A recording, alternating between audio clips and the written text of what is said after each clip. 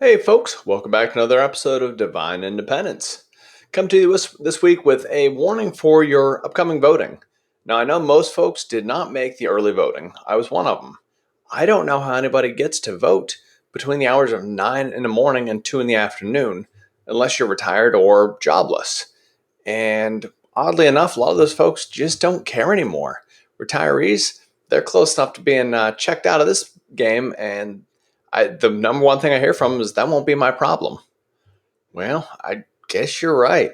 And the rest of us with jobs, struggling to find a better life for ourselves and our kids, well, we can't make it to vote during the hours of 9 and 2 because we're working. So we have this one last opportunity. It's actual voting day, November 2nd, this coming Tuesday. Get down to the voting booth.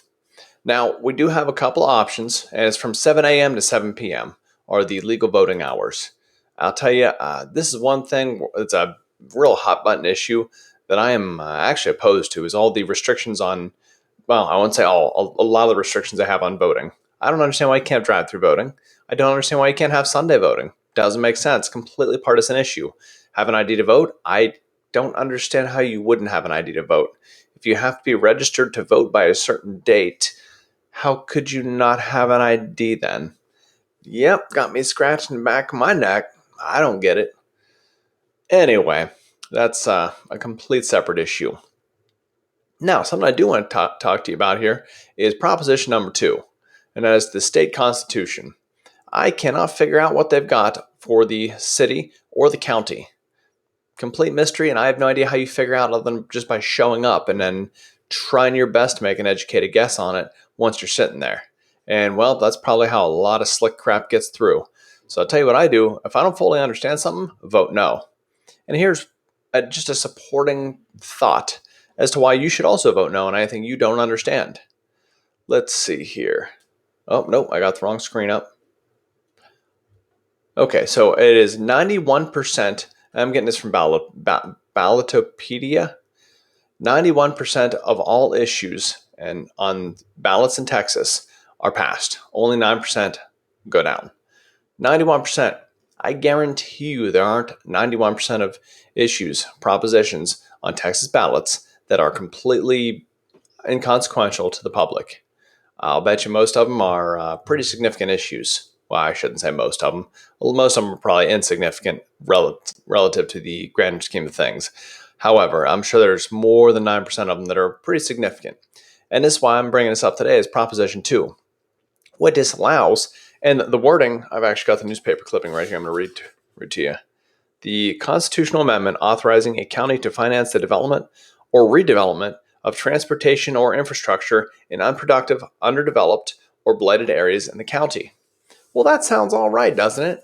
Well, now let's go ahead and look over here what it actually is. Proposition 2 would amend the Texas Constitution to authorize counties to issue bonds to fund the development of transportation infrastructure projects in blighted areas. The amendment prohibits counties that issue bonds for such purposes from pledging more than 65% of the increase in ad valorem tax revenues to repay the bonds. It would also prohibit the funds from the bond issue to be used for constructing, operating, maintaining, or acquiring a toll road. Okay, glad you took that far. I don't want to. I'm kind of hit or miss on toll roads, honestly. I paid a good $25 coming back from Dallas the other day, but boy, it is worth it to not deal with all the traffic and not have to deal with all the cops just waiting to conduct road piracy and steal your money from you for speeding. Just trying to get somewhere. Go ahead and write me a ticket if I wreck into something or do something wrong, but for the possibility of doing something wrong, hard pass.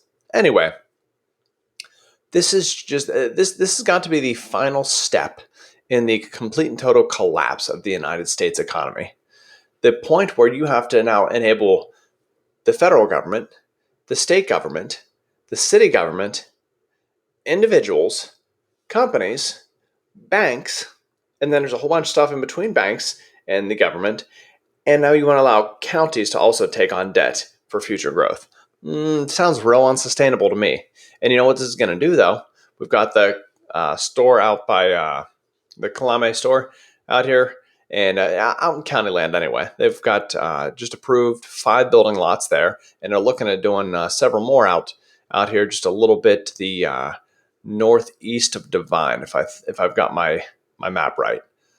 Yep, I believe that is to the north. No, northwest northwest of Divine. Anyway, just right outside of Divine County land, they're developing it. They're developing everything, and I'm not opposed to development. I mean, honestly, I'll be in a good position if everything gets developed. Good, great, I'll make money. The point here, though, is that we're just looking at the county spending a whole lot more money, up to 65% of revenue, to make the area around Bear County a lot nicer. They want to make stuff up near Bandera a lot nicer. And so very little of this is actually going to go to support our small town. You have to look at where the development's happening, and that's all of our property taxes, all those county-based taxes are going to go to pay for upgrades over in those already upgraded areas where there's a ton of money already. So instead of making HOAs out of them where they can fund their own golf course, they can fund their own pool, or they can fund their own youth center, or whatever they're trying to do. So they want to take the money from everyone in the county. They're going to give us absolutely nothing but higher property taxes. And then they're going to shove this crap down our throat of, well, we're supporting this, this, and that, except it's a good 90-minute drive for you. So yeah, it's not really for you either. We're actually going to make it members only for this area. Yep, crap like that. Other things you do boost property values by bringing internet out here, by bringing water out here and sewage. Stuff like that will help increase your property values, but all you're doing is bringing more development. And I can tell you, I haven't met a single person around here outside of a developer who is happy about the idea of more development happening. They really want to keep it country and maintain the agricultural back. That being said, I'm thinking we really need to do something about all this, what do you call that? Dove hunting? Yeah, dove hunting agricultural exemptions. Doesn't seem very agricultural to me. Just doesn't. What's the difference between that and just leaving the land set? What we need to do is start actually incentivizing folks to farm. Because our food security is dropping real hard and real fast. And that's another thing I want to talk about here today. But before I get into that, I want you to get into crypto.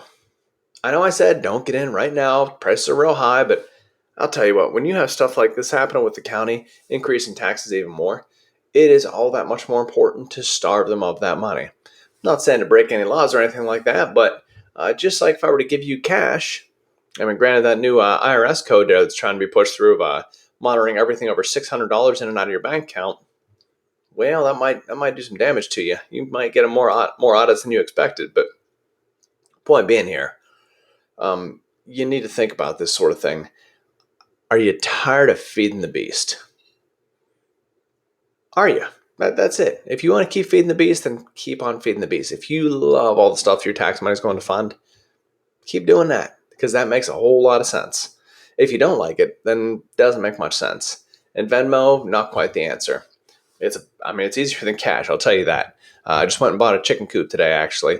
It's on a trailer, got solar lights, got a door. It's got a bunch of feed with it, whole bunch of stuff. The trailer itself probably cost $800, so I wasn't feeling too bad at all about paying close to $1,000 for it. But I'm pretty excited about that. Came with a few chickens already laying eggs too. Really can't beat that. But point being here, if it wasn't for Venmo, I couldn't have paid him because I can't go to the bank and get out more than $400 in a day. It would have taken me 3 days to get enough cash to pay. And man, everybody always, well, sorry, we only do cash.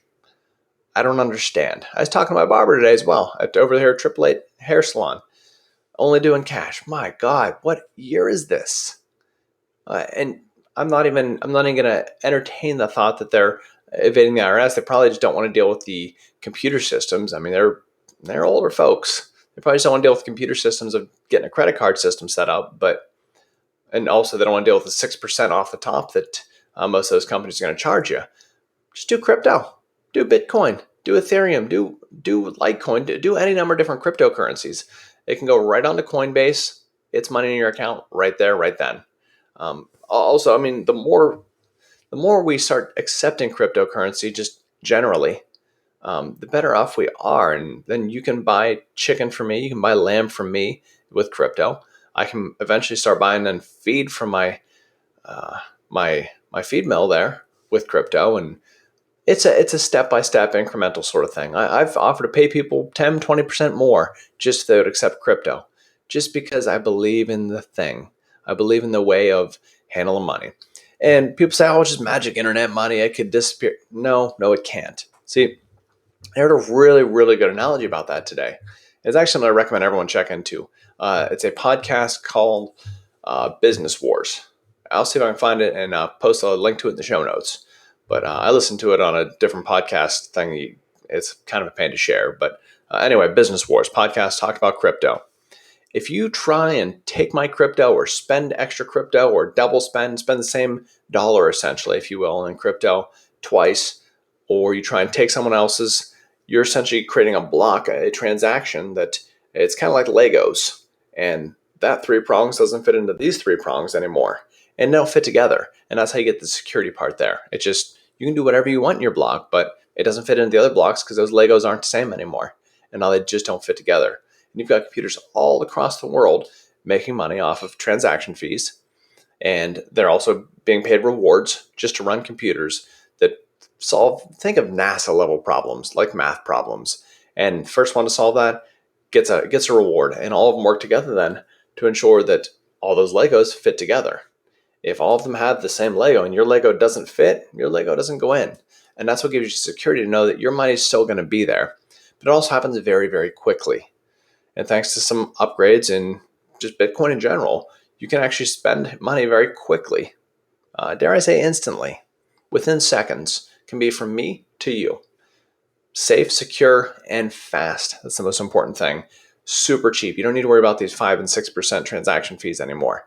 And these are just some of the reasons I strongly encourage folks get into crypto today. And guess what? At a certain point when we just kind of get tired of the government increasing taxes more and more and more and more, well, I guess we'll just start starving the beast with at least the income tax. Seems like a good idea to me. That's a long time down the road, though. I mean, we're probably talking 5, 10 years down the road here before that's even a reasonable possibility. So in the meantime, that's just something we got to deal with. But hey, the reason I use it now is because, hey, it's quick. It's easy. I don't need to go to a bank and explain to them why I need a couple $1,000s to buy a Kubota tractor and them tell me I'm a drug dealer because I want that cash out of the bank. Because guess what? Farmer Joe that I'm buying the tractor from doesn't have a credit card machine, doesn't have a wire transfer. He just knows how to accept cash and how to drive his tractor. I want the tractor. That's how it works. That's just basic economics, basic capitalism. He wants some form of value in exchange for that form of value. That's that. Anyway, folks, please, please, please get into crypto. If you want help, let me know. If you want to get together and let me show you how to get into crypto, please let me know. I want this to happen. I want folks to get into crypto. I want you to have the security, the speed. I want you to have the safety of crypto. And I'm telling you, once you get into it, you just start understanding. And first you'll get excited because you see, number go up. That is, the price of Bitcoin goes from 40,000 to 64,000 or whatever. And then it'll go down. You'll get super sad and you'll say, this was a scam. I got ripped off. And then it'll go back up to, we will see, I'm willing to bet $1 million Bitcoin within the next decade. By 2030, that's what I expect to see. And so if you can get it at 64,000, if you can get $500 worth at 64,000 and it goes up to $1 million, how much is your $500 worth at that point? How much is $100 worth at that point? I don't do math well, so I'm not even going to guess, but I can tell you for sure that's a significant amount of money. Now, something else I want to get onto here real quick is sustainability. I don't know of anybody who hasn't noticed the lack of availability of a lot of stuff at the store. And we're sitting pretty good right now, but I see some gas stations just shutting off pumps here and there. I see some bacon not available, and boy, I love bacon. I don't think I can produce enough pigs to make enough bacon because I eat a lot of bacon. That's the childhood thing of you can never have bacon. You get 2 pieces. Forget that I'm an adult now. I'm having a freaking pound of bacon. Stop me. Well, the supply chain will do that to you. It will stop you. Anyway, the point I want to get into here is start getting into sustainability in your own backyard. Get some chickens. Get some Muscovy ducks. I say Muscovy because they don't make a lot of noise. They don't quack like regular ducks. They're actually just a total different I don't know if they're different species, different genus, something like that. They're different from regular ducks, so they can't reproduce. But get something sustainable in your own backyard. You can get a couple sheep or a goat or something like that. If you want to get into milking, do that. Zero interest in milking. I will find a person and give them money to milk. Don't want to do that. It's like drywall work. Don't want to do it. Do not want to do it. But what can you do in your own backyard? It's kind of winter, like they call it winter down here in South Texas, but we don't really get a winter. Last year we got 2 weeks of winter during Snowmageddon when it was complete and total pandemonium. But we don't really get winter down here, so you can still grow a lot of stuff. You get less sunlight, but man, this is basically Mexico. I mean, we're on the same latitude lines as pretty close to Mexico City. I mean, it's warm down here all year round, so you can grow a lot of stuff. Only every once in a while you get that bad freeze and stuff dies, but you create a nice microclimate and maybe grow some trees to keep the heat in a little bit, and you're fine. You really want to grow trees anyway to shade stuff out from that brutal summer sun. Anyway, the point to get out here is start a backyard garden. Get some chickens, get some ducks, and boy, ducks are a great source of meat. Geese are amazing, but they make so much freaking noise. Geese love to eat grass. So you've got a grass eater there that's a gigantic. I mean, it's basically a turkey, just greasy. So you can grill that puppy up, get the fat off it. Man, that's some good eating there. But yeah, I mean, you go ahead and get a backyard garden. Do whatever you can. Start building up those preps right now. We've got Amy Queen on next door. She's got her group, and honestly, I just haven't been able to participate because just been busy. It's I've got literally everything I ever want. I got a 12-acre farm now. Got a house. Got to renovate that, and that's all I ever wanted was a farm. I finally got the freaking farm, and I don't really have as much time for people anymore. It's not saying I don't like people. It's just, boy, finding that 1 or 2 hours to go sit down and just talk about stuff or teach someone something. I mean, come on over. I'll teach you how to do stuff. I'm gonna make a chicken coop here. You want to help me build that? Great. you can work while you learn. But yeah, I don't have the time to jump off into those things. But she's a wealth of knowledge. Really looking forward to the opportunity to teach people. But nobody cares. Nobody wants to learn. It's kind of like everyone. I was talking to a dude. Yeah, we get along all right. Met him at my buddy Mark's house at his daughter's graduation party, but I can't remember his name either. Don't tell anybody.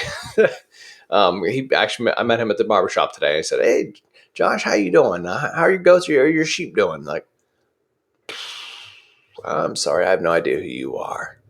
Met you at Mark. Oh, right. You're the guy that wanted grass-fed beef. You know someone in Arizona. You fix trucks. You live right. Yep. I remember it all now. But yeah, I mean, it's like, well, why don't I ever? And he was talking about property tax or something like that. I said, well, why don't I ever see you down at the city council meetings? Oh, I'm one of those people. I just sit on Facebook and bitch. Man, I'll tell you what, that's not the right attitude to have right now. I mean, I'm not saying you're going to make much change in government. If we get 5 or 10 angry people down there, we will make change. I promise you.